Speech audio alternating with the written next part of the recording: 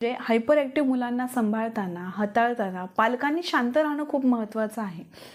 Hyper active मुलं जी असतात ना, ती ऐकत नसतात.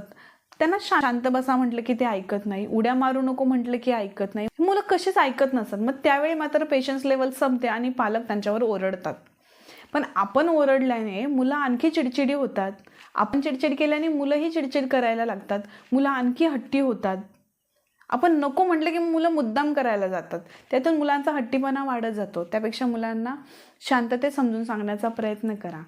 आपण जर शांततेत समजून सांगण्याचा प्रयत्न केला ना, तर मुलं ऐकून घेतात आणि ओरडण्याने, चिडण्याने जेवढा परिणाम होणार नाही ना, तेवढा परिणाम आपण शांत बसून सांगितल्याने होत असतो. त्यामुळे मुलांना शांतपणे समजून सांगा. पालकांनी संयमी राहणं, शांत राहणं हे मुलांच्या आत्मविश्वास वाढवण्यासाठी, मुलांच्या भवितव्यासाठी खूप महत्त्वाचा भाग आहे.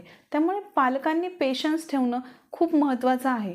थोडक्यात काय, हायपर ॲक्टिव्ह मुलं म्हणजे काही त्रास नाही आहे. हायपर ॲक्टिव्ह असणं हे मुलांना मिळालेली देवाची देणगी आहे. हे पालकांनी लक्षात घेणं गरजेचं आहे. आपल्या मुलांमध्ये इतकी सारी एनर्जी भरलेली आहे, तर त्या एनर्जीचा वापर जर योग्य दिशेने झाला, त्या एनर्जीला जर योग्य वळण मिळालं, तर मुलांचं भविष्य उज्ज्वल होणार आहे. अशी हायपर ॲक्टिव्ह मुलं ज्यांच्यामध्ये खूप सारी एनर्जी भरलेली आहे, त्या एनर्जीला जर आपण योग्य दिशा दिली, योग्य वळण दिलं, तर ही मुलं भविष्यात जाऊन क्रिएटिव्ह, कॉन्फिडंट आणि सक्सेसफुल होणार आहेत.